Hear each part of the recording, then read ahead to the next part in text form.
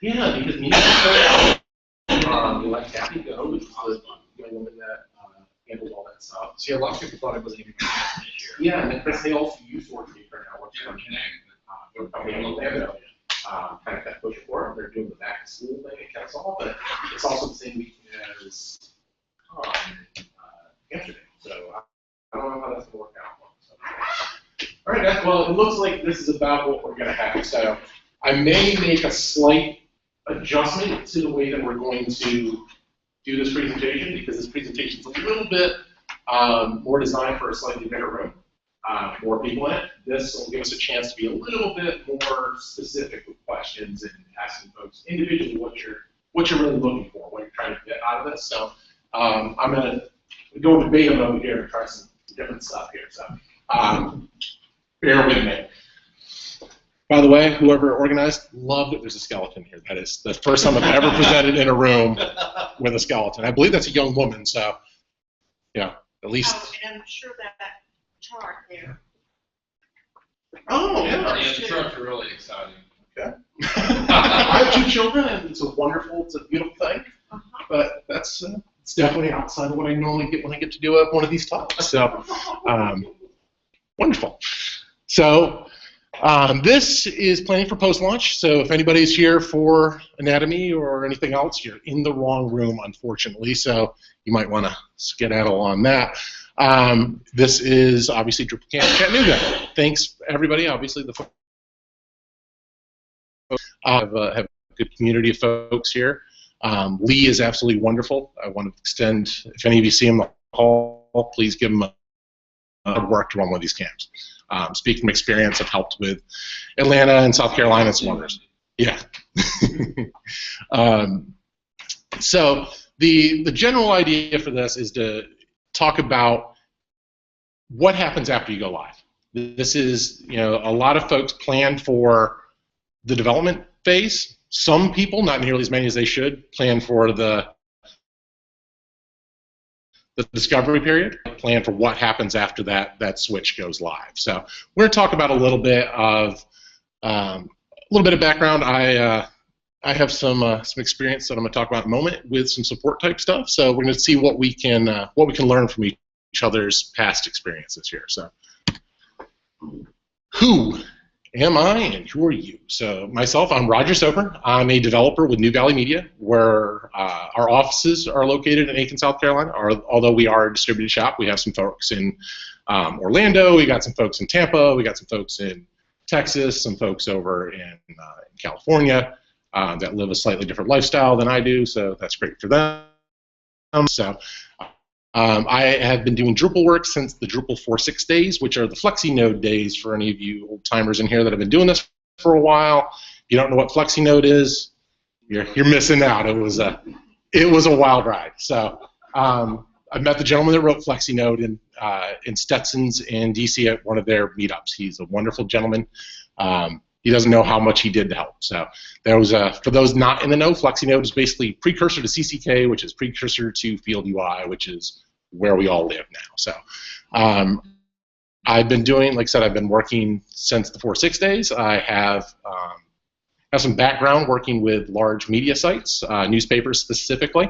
Luckily, Augusta happens to be a bit of a hub for Drupal folks. There's a lot of Palantir folks there. If anybody uses the domain module, domain access, that's Ken Recored. Used to sit about as far away as we're sitting from good old Ken. It's a wonderfully maddening module. I love and loathe Ken on a daily basis. So yeah, absolutely wonderful. He's done a lot. He and Snout Palantir. Some of the other folks, other shops you might know of, Phase 2 Technologies. They're out of DC. They're the ones that are not so publicly partially responsible for the whitehouse.gov stuff. Their lead engineer, principal engineers, Chris Johnson, also worked about as far as we're sitting away from.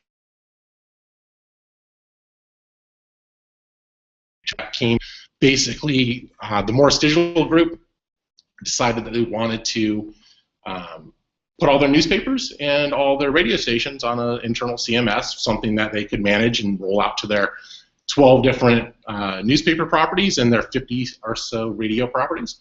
So they basically built OpenPublish the wrong way before OpenPublish was a thing. So I got to come in right at the tail end of us doing it wrong in 4, 6, and 5. Did a lot of custom stuff. Learned a lot of don't do things that are going to make your lives much, much, much harder. Left there, went and worked for MediaCurrent down the road here in Alpharetta, or not Alpharetta, yeah, down in Marietta. Worked for them, got to work on some very large projects. Dave and Paul are absolutely wonderful people. Learned a lot from that, that when you start talking about going into the consulting world, or you start talking about doing a little bit more rapid prototyping, that your mistakes that you make and the way that you code and the shortcuts you take now become bigger and bigger problems, the faster and faster you have to turn and burn. The more people that have to be involved in a project, those warts that you were covering up are now very much right in your eye line. So did that. I actually, what was that? I was talking about one of the personal projects we've had to deal with. Somebody decided it was a good idea to have an include file like with product ID values, which really virtually everything in it belongs in a damn database. Yeah. And so it's one obscure file that you have to hunt down and figure out that it even exists because you've got all these constants that have been declared in some mystical place. Yep. So the 4, 6, and 4, 7 days for us were very much that. That was include files because, well, it's PHP, right? So PHP include that somewhere else, right? I'm helping. No, you're not. You're not helping. You're not helping me. You're not helping yourself. You're not helping anybody. But you think you are, so that's great. Well, what's even worse is what we're actually working with right now. You think anything that would have something that akin to a plug-in system would, you drag and drop it or extract a set of files into a folder, and it just works. Now, if we want to plug anything new into it, we have to create about 4 files, and then we have to add 3 or 4 files and add like 1 line to each one of those files.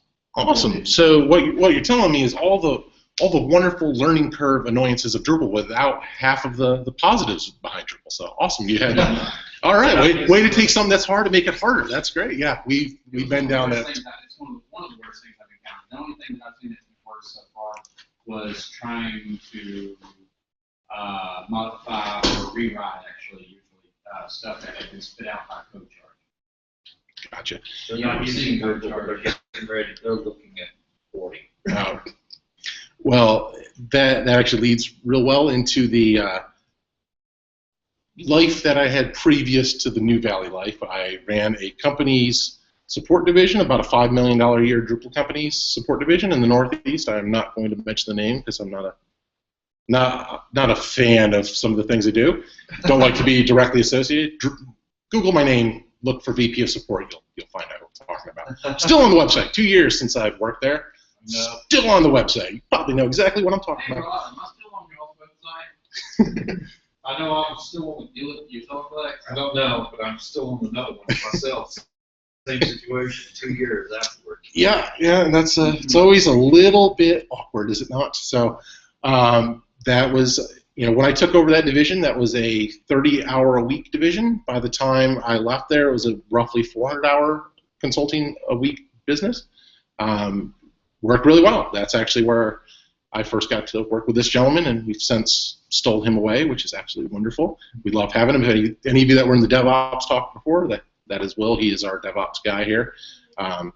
Ask him about local development later. He loves it. Tell you about the future. Yeah, I think we bumped into that earlier, didn't we? Yeah. Love that talk. It's a great one. I unfortunately missed it. But I then left there, and while I was there, I actually I learned that the wonder of Drupal is it's flexible. Everybody knows that, right? The absolute horrible thing about Drupal is it's flexible. It is exactly the same thing. Why that is because anybody can do it in 1,000 ways, and probably 950 of them are absolutely ridiculous. 40 of them are, I guess you're not out of your mind, and 10 of them are probably okay. So you just described Linux and Perl. I just described a lot of different concoctions of different things you can do. Those are things I know are extremely useful and very helpful Yes. They're flexible, but they're also a total pain in the.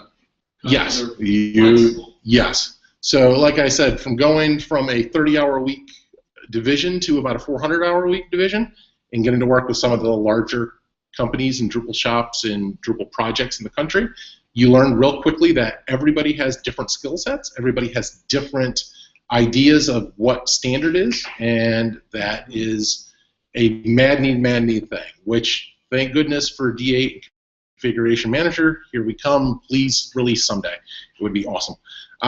But you will learn fairly quickly that everybody's good intentions do not always make for good deployment schedules. So what we need to talk about in order to really be able to plan for post-launch is the other part of the who to this question, is who are you, meaning who are the stakeholders in your project? You need to think of those things. Who that is it just you? Is it your own personal project? Are you working for a company? Are you consulting? Are you a full-time employee that is hiring a consulting shop? What are those? Basically, where does the buck stop? Who needs to have final approval on these things? Understanding that will go a long ways in helping you understand what you need your process to be. Workflow, and I'll touch on DevOps, which, like I said, Will talked about a little bit earlier in an earlier talk here.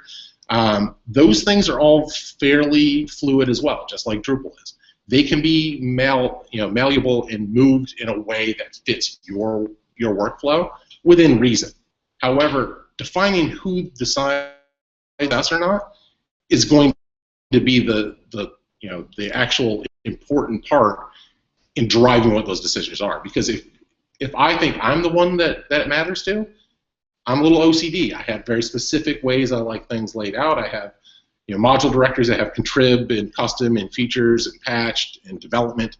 Those things, that's how I lay those out. I do things very, very meticulously. That's great. However, if my boss, whoever that happens to be, or the end client has a very different deployment method or has different ways of organizing their code that doesn't fit my paradigm, I'm going to lose. No matter how well I think I'm doing my job, I need to be able to work within that structure, within that team. I may be the only team working on something. We may be one of many teams. We work for some government agencies where we may be one of 15 shops that are doing work on something. Just because I want it done this way does not mean that's the way it is. I need to understand that who. Who is the one that actually decides if this is successful or not? So making the time to sit down and actually think that out, as opposed to just knee-jerk of it's me. As long as I like it and it goes live, everybody would be happy. Well, that's not necessarily the case if you're talking about future expandability where you're going to have other shops touch your stuff. So, and yes, in case you couldn't get it by the second slide, we're going to do a who, what, why, when, where, how, why, and how, and what to what extent here. So, trying that out. So, what are the factors we need to consider? We had just talked about who the end client is, who decides if this is successful. Other factors you need to consider are your timelines. What kind of timelines do you have? If you're going to be on aggressive time schedules and you need to be doing deployment cycles every week, well, then it's probably worth more of your time to talk about automating that are going to be a bigger deal for you. If you're talking about this is a project, it's a microsite, there will be no beta period to it. It's only going to live its entire lifespan for a month. There will be no release cycles during it. Then maybe your release cycles are not as big a deal. You're going to start talking about what kind of developers do I have on staff? What skill sets do they have? What is the actual goal to this? What kind of definitions for success, not only on deployment levels, but on production level for that? What defines success? Is there specific things like page weights? Is there load times? All these things are going to go into your planning of how you're going to handle this post-launch. Because just getting to launch is one thing. That's a wonderful thing, and we all want to get to launch. But at the same time, we have to understand what's going to happen afterwards. What are our goals at that point? What things do we need to consider long term? Is this project going to live for a week, a month, a year, 3 years, 6 years? Heaven forbid, for the unforeseeable future, forever? Perpetuity, because there are still Drupal 5 sites running out there. I know it because I've seen some recently. Those things happen. Understanding where that budget is, who those people are that make those decisions on those budgets, who decides when you get to revamp a site, how often things are going to go out, how often updates are going to be needed, what kind of clientele you're going to have, what kind of user base you're going to have, what current functionality is versus what that elusive phase 2 functionality is, or that phase 3 or that phase 4. Just because you got to the finish line of an initial launch does not mean that is code complete. Code complete, at least in my experience, is a myth. It's a unicorn. There's no such thing. Everything always makes some kind of improvement.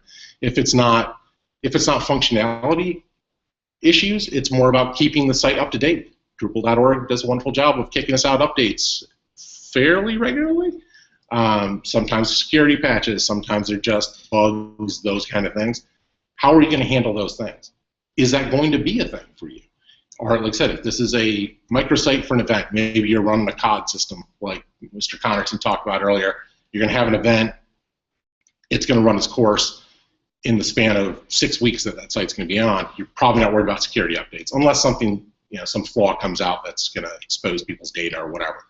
If that's going to happen, your post-launch strategy is much different. Your post-launch strategy is more about making sure that once the site goes live, that it stays live, that the database is staying up, that the web server is up, that the file server is actually responding.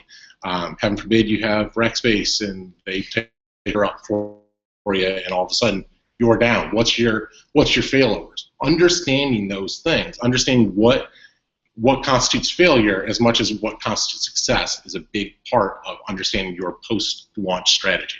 If you don't know these questions, you don't know the answers to these questions, then you really don't know how to build the system for yourself, what that process is going to be. When? My favorite of these slides. When should we start talking about support? Any thoughts? Is it before you? Thank you. Even before that, I would say during the initial requirements gathering.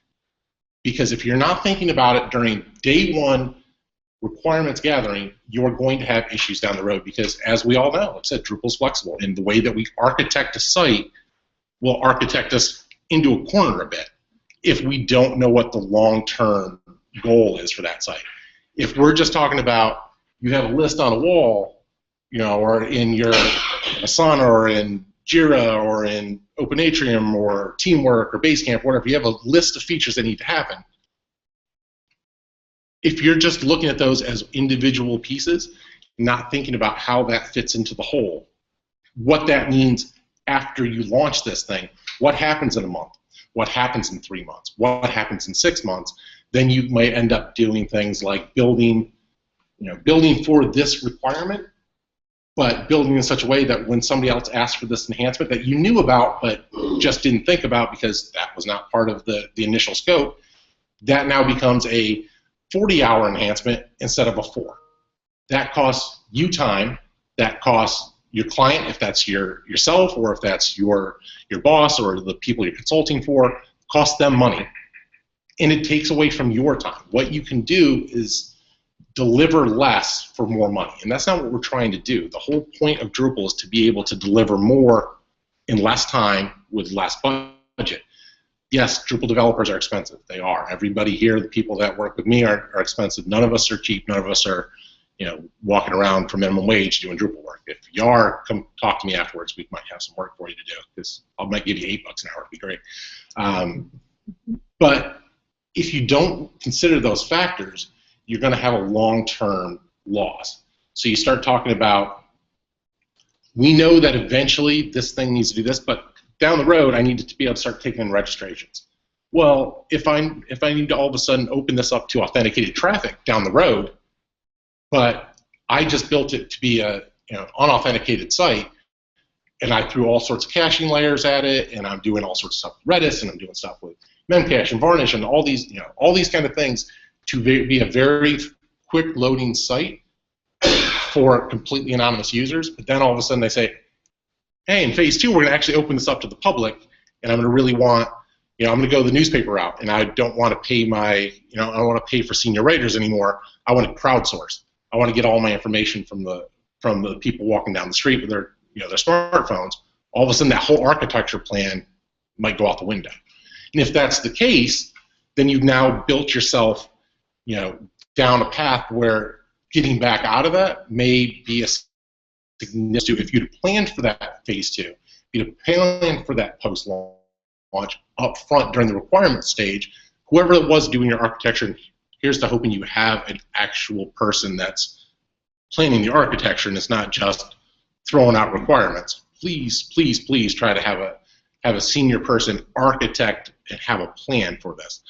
If you don't have that up front, you're going to run into problems down the road. The whole idea is the sooner you get into the process, the better. Does that mean that if you look at me today and say, hey, I have a project that is going to go live in 3 weeks, am I out of luck? No, that doesn't mean you're out of luck. It just means that you're behind the 8 ball. Now's the time.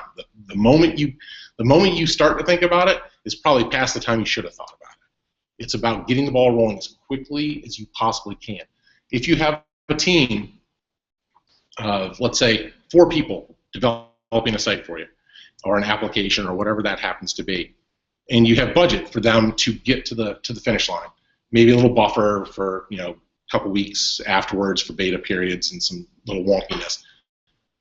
But when that goes away, if your budget ends there, and those 4 people walk away and go get another job, do another Drupal project, because believe me, they're out there. There's lots of projects for a very small amount of really good Drupal devs.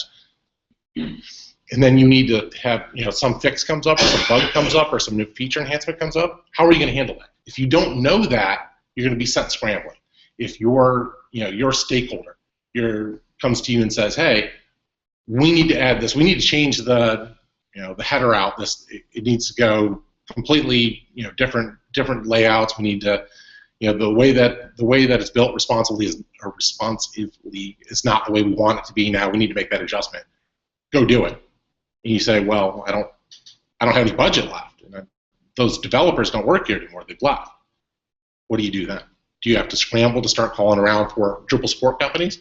Because I'm telling you, you're not going to find a lot of them. And the ones that you do are either going to be very pricey, or they're going to charge you for discovery, because they're going to have to go through and understand what it is that you did. Because like I said, every site is different.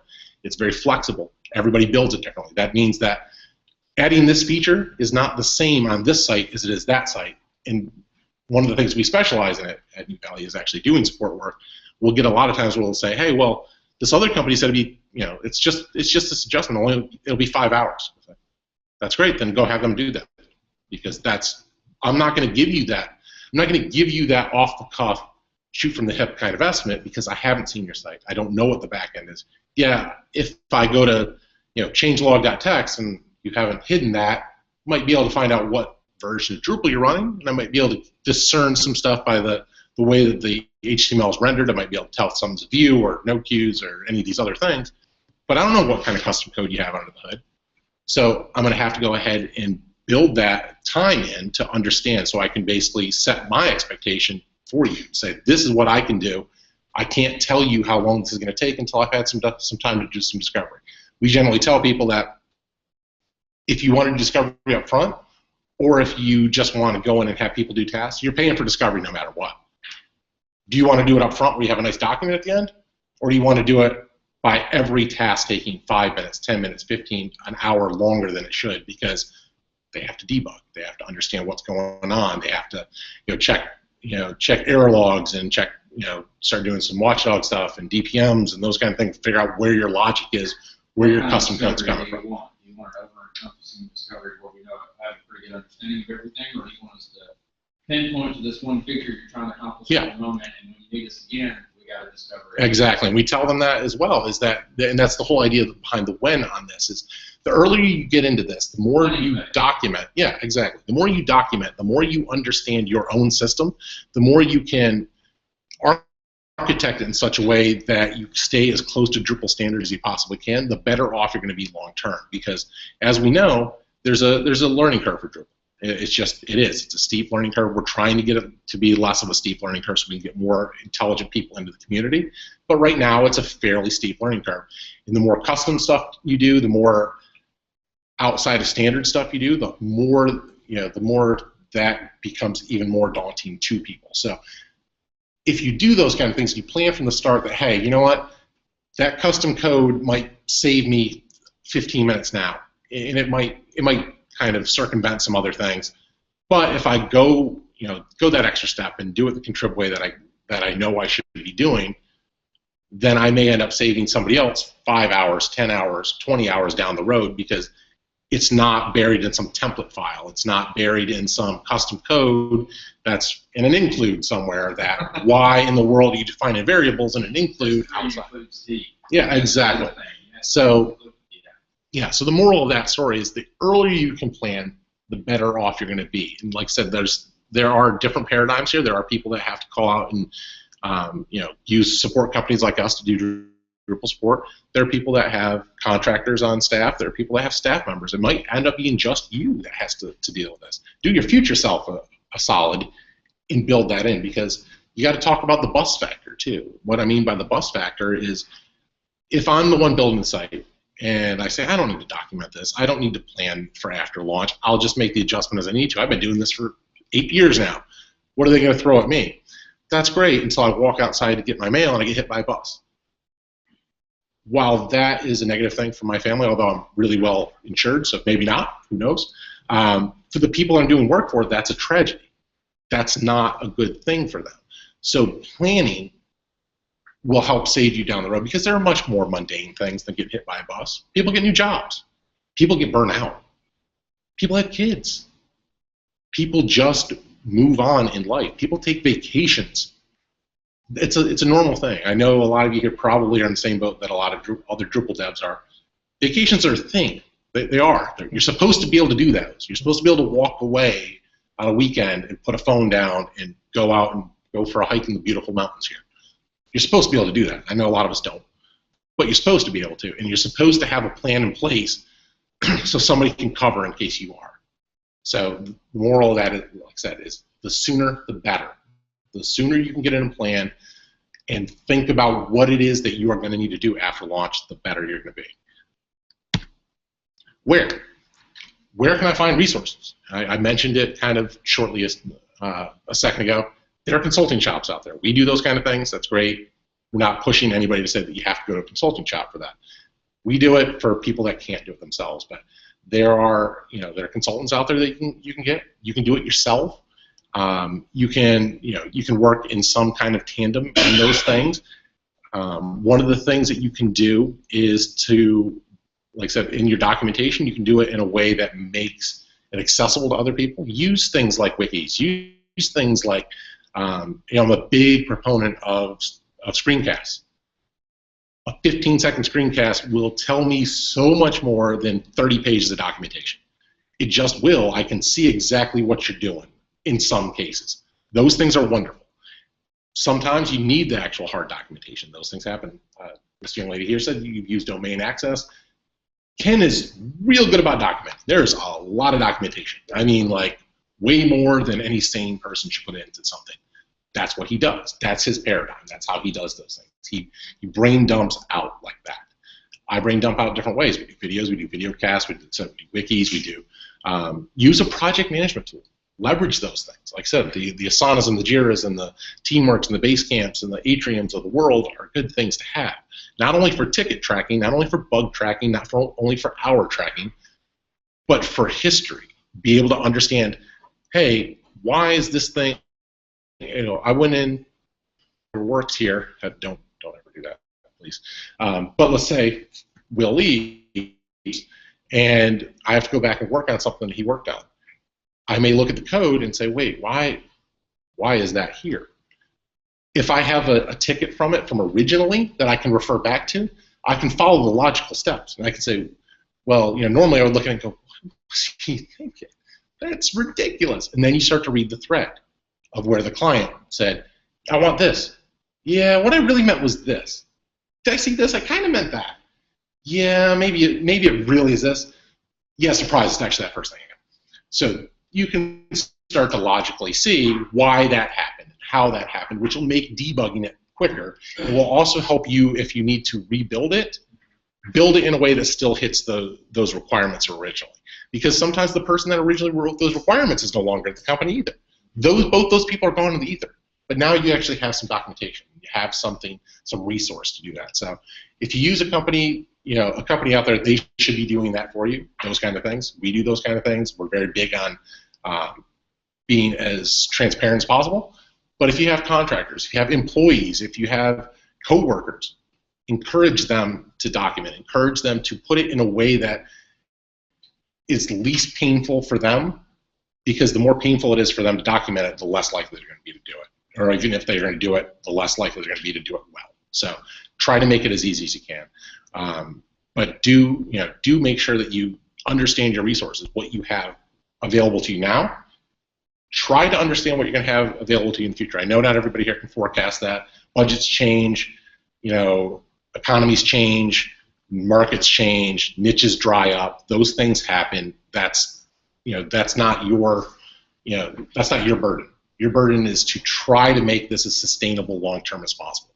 The wonder of Drupal with the release cycles that we do are that when you build a site, you should have a 3 to 5 year lifespan for that site. It should be okay.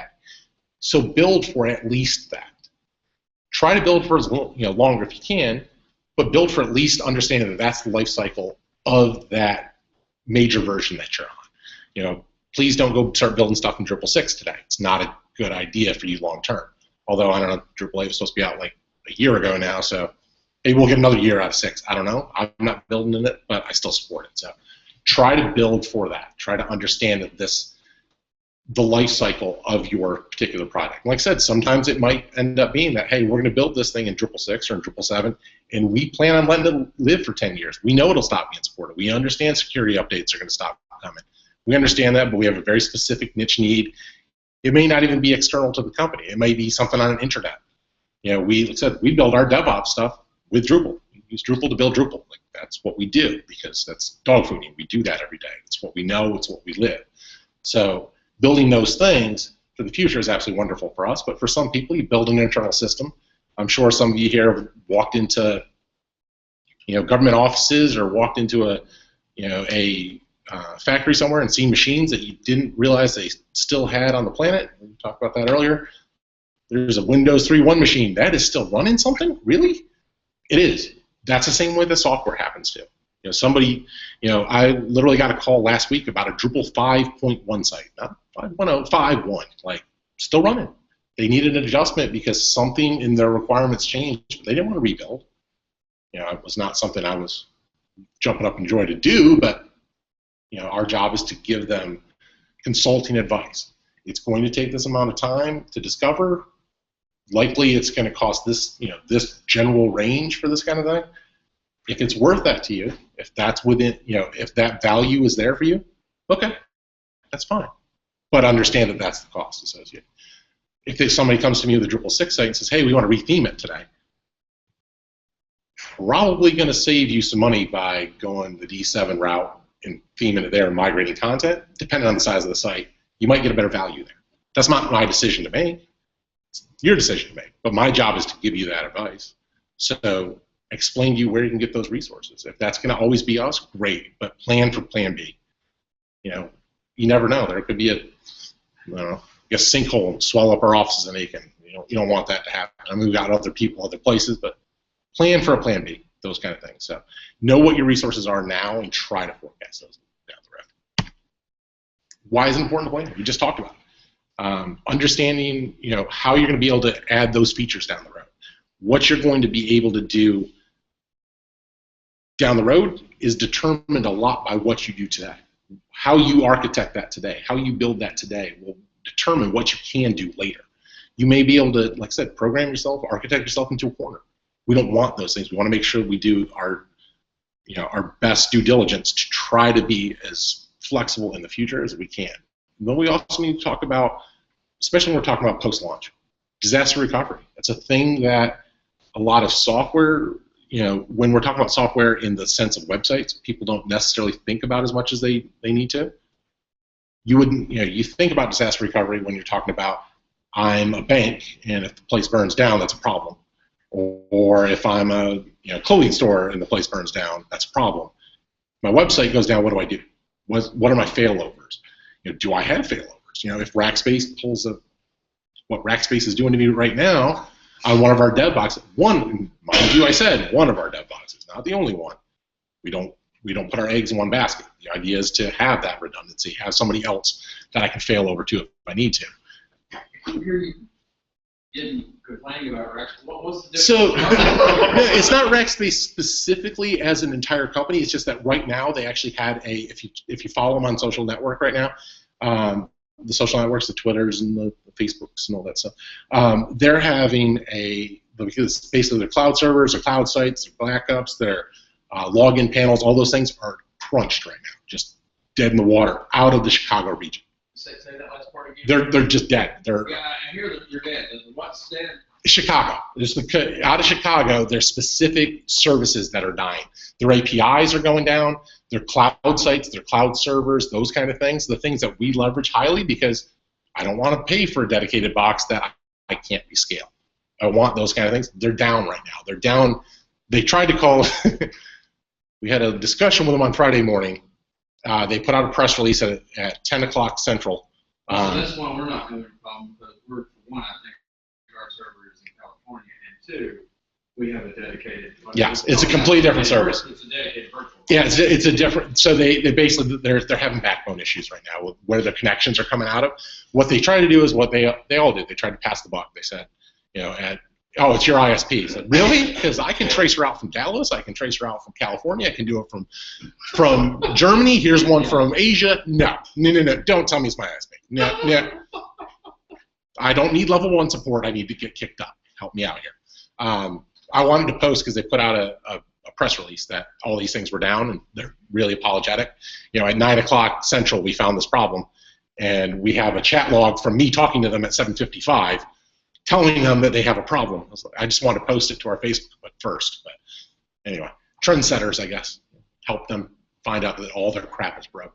But that's exactly what we're talking about. Failover. What is your plan for disaster?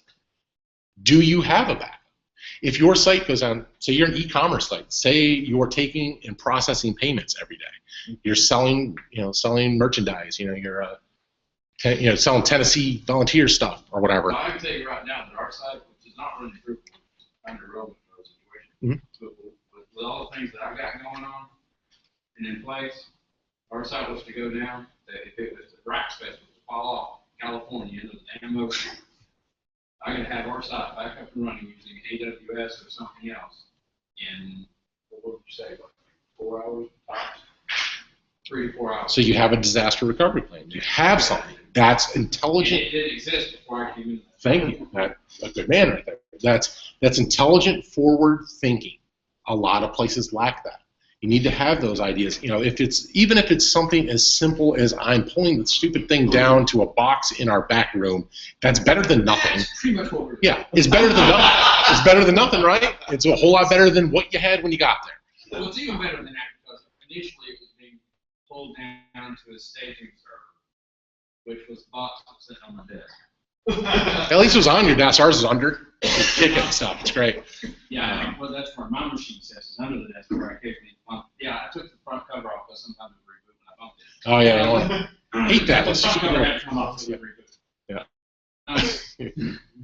But then it got migrated to being a virtual machine inside a server that has RAID that also is doing backups. Yeah. So one, I'm backing up the server to the staging server that is then getting backed up to. Yep. So we're pretty. And that's a wonderful thing. That's absolutely what you should strive for. You want to have as many failovers as you want. Honestly, what you really love to have is that if Rackspace fell off, it would pick up and kick you off to the other load balancer that's in a different region or on a different host. But yeah. Yeah, of course. But everything costs, right? And not everybody's got that budget. Our entire IT team, programmers, system admin, this here, so. Hi, IT. Yeah. That's a little outside our budget. Yeah. I try to get on there, but Bill. Well, we talk about it. So there's a wonderful. That's the deal with dealing with the small shop. Exactly. Well, like I was saying, there's a wonderful, magical, yet terrible and terrifying place just down the road, about an hour and 45 minutes, called Micro Center. it's like Newegg in a real place. It's crazy.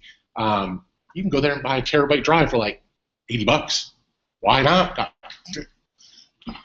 Why not back it up? I got it. It's $80. Like, it's right here. Like, I can get a 64 gig one for my phone, 128 gig for my phone. I can back up a lot of Drupal sites on a 128 gig flash drive. Like, I don't want to carry that with me. Will would kill me if I had sensitive data on my phone. But, next time I get a good solid broadband connection, I'll back up the phone again. Yeah.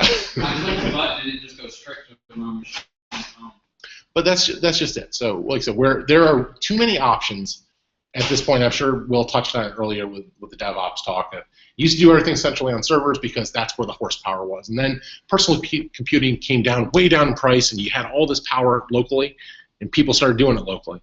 And now it's come down so far that the servers can now be really low cost and give you a lot again too. So make use of those services. Back those things up to different providers across different regions. If they're geographic regions, I don't care if they're in different countries. It depends on the kind of data you have. Obviously, I don't want to be putting social security numbers all over the place, but if I'm just going to have basic, I have a newspaper site and I'm not saving people's personal identifiable information, I'm just backing up news stories, I'll put one in Asia and I'll put one in Europe. Well, even if you are on the transmitter all over the planet, you can have at one location where you have PGP or something. So what you're doing is you're encrypting it first, and when you're storing the backups, they're encrypted.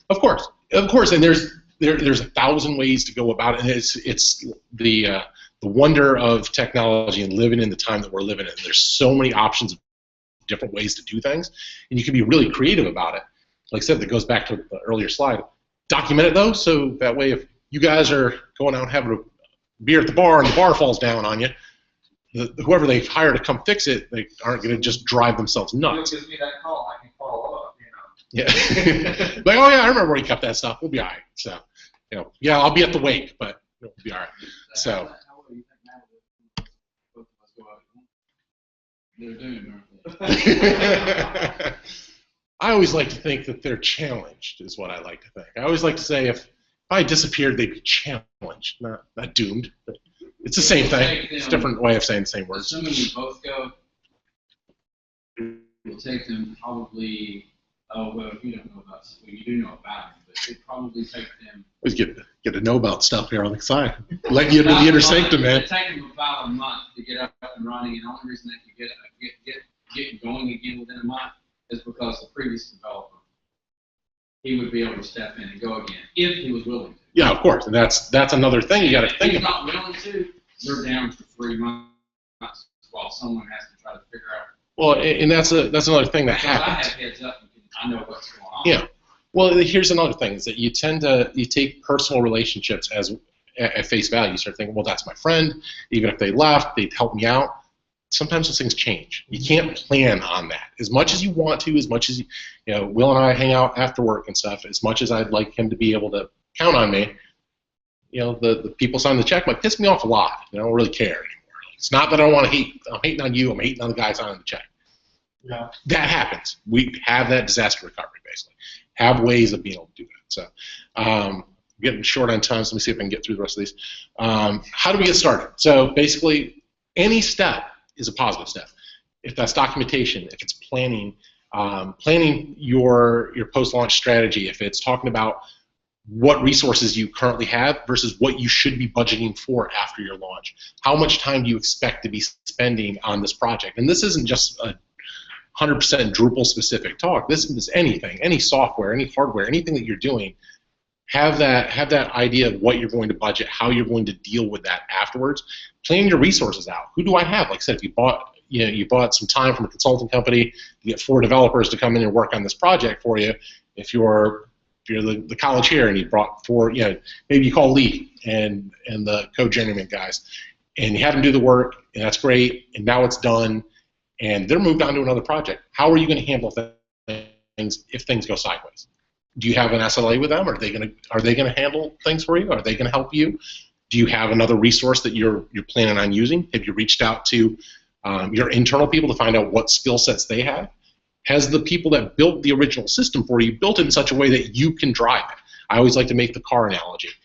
You know, people always want you to buy they want you to build them a Lamborghini or a Porsche, but it doesn't do you any good if I have to drive it.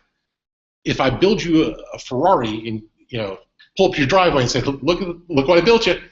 Anytime you want to take it somewhere, give me a call. I live like 6 hours away, but give me a call. I'll come on down. I'll take you for a spin around the block. It'd be great. Nobody wants that. Everybody wants to be able to control their own system. If you build it in such a way, and you plan from day one on how you're going to give them permissions, how granular those roles are going to be, what they're going to be allowed to do, what they're not. If there's going to be workflow, workbench, another Ken Recored module, workbench, look it up. Man, I'm helping Ken out a lot today. I feel like I need to give him a call afterwards. He didn't come. He's in Scotland. Rough life he's got. But do you need to have moderation statements? Do you need to be sending emails on those things? How do you get to approval periods? Who needs to know what? Don't give, Joe over here an admin role. Don't give him user one. He doesn't know what he's doing. That's not what he does. The idea is to try to get the most contribution out of the least amount of skill set as you can. Milk what you can, but don't give them stuff that they can break. If what I build for you, if you guys came to me and we built you a full project or something like that, and you told me, Tom is the one that's going to run the system. Tom's a great guy, and he's a wonderful guy to have a beer with. Doesn't really understand technology, but he can he write. He's going to put some stuff in. Probably don't give Tom a full-blown WYSIWYG that he can put a 6,000 pixel wide image in. Maybe not a good idea. Even if your site is responsive and does some nice stuff to make it look nice, still loading that 4 meg image every time. And Tom doesn't know, because Tom's not looking at YSlow. He's not looking at the waterfall for that thing. He doesn't know. All he knows is that when he tries to pull it on his phone, it takes forever, because you put him in a place to fail. Use something like insert. Use something with an image style. Do those things for them. So that way you can, if you know that after launch you're going to have either limited or moderate support from a Drupal developer, if that's on your team or if that's outside or whatever, if you know you're not going to have them full time, that's not going to be somebody you can just resource to all the time. Build things in such a way that you protect yourself from yourself, so that way you can plan on only needing them for that little bit of time. If you need me to change the color, I'll give you a different reason. Yeah, fire on. I like to get rid of as much of the control and management as I possibly can to the upper people to do what they want to do. Let me guess, you got other stuff to do, right? You got other stuff to do as well, don't you? Adding the next feature. Exactly, right? You got. There's always something else to do anyway. Of course. Well, so your boss comes to you and says, "Hey, why is this new feature you told me that was going to take 15 hours to do 3 weeks ago not done?" Because I have to proofread all your stuff. I have to type everything up for you. Why? Because we built it that way? I don't know. You can't. I don't want you to go in there and break views. Well, why is views UI on anyway? I don't know. Another example is when I came here, one of my coworkers that was manually having to pull the SQL data down and do practically manual calculations. I created a report. Yeah, exactly. Or hey, it's there's supposed to be. You click a button and it reports. Or yeah, exactly. Or you have things like, hey, we always have to make this backup of the database, even something that's not specifically Drupal.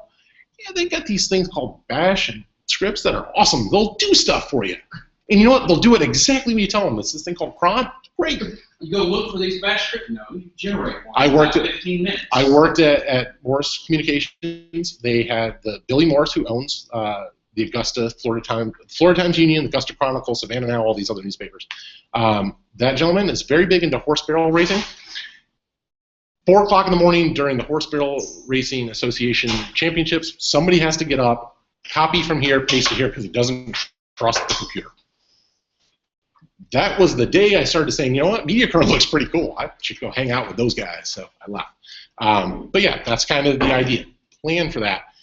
How you can get started is, like I said, I don't trust the computer either. That's why it reports to me when it does something. Yeah. If it doesn't see a report, then it didn't do something. It does what you tell it, and when it doesn't, you know. But like I said, basically, I've got to wrap this up real quick. So basically on how you can get started a lot of ways. So you can plan for things, you can document things, you can get a project management tool.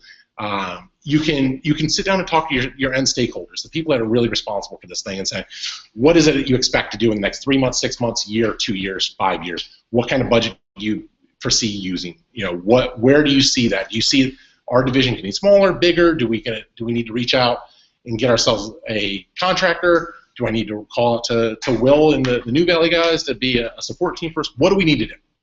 Let's get that ball rolling. Start to understand. This is as far as we're going to make it. Sorry. And to what extent can we handle these challenges? How much of that is internal? How much of that can we take on ourselves? Basically know when you're know when you're beat. Know when it's past your skill set. Understand when there are times for consultants and there are times to do it internally. There are some times where you say, hey, I want to know this. I want to be able to take this over, but it's going to take me 6 months before I can get to there. Plan for that. Do those things. Understand that. If you have a good partner, if you have a good partnership with a consultant, a contractor, consulting company, like the folks that we deal with, we have a number of clients that have made it very upfront with us that they don't want to have us in 6 months, at least not on the level they have us now. They want us to help train their people for them. I'm more than happy to do that kind of stuff. All that's going to do is put another good person in a good place in a good project, because your budget, your end budget, is not going to get bigger just because you want more stuff. And I say, hey, that's an extra 100 grand. That doesn't mean you get an extra 100 grand. You only have this much budget. Let's use that budget as effective as I can. So if your budget's going to go here and half of that budget's going to go to this developer, let me get him to do or her to do as much as they can, so that way when you call us for that other partial payment that you have, I can give you actual functional, I guess, extensions of what you have. I can give you new features. I don't have to go and debug old ones. We can do that from the start. So I am way past where I'm supposed to be. So I apologize. Okay. Okay. So, and I would say questions, but if anybody has questions, I will be roaming the halls here. I will be at the Heaven and Ale, I guess. I will be there. I am very happy to talk. In case you couldn't tell, I enjoy talking this stuff. It's a fun thing for me. Will's the same way. Approach, so we're happy to talk. Anything we can do to answer questions, we want to see you succeed. If that's, with help from our group, great. The business development person would love that. But if it's not, I still want to see you succeed. Positive Drupal projects out there help grow the platform. We want to see that happen. So thank you very much. I'm sorry for keeping you a little bit late and didn't get into the questions, but feel free to reach out. Happy to talk. So thanks, everybody.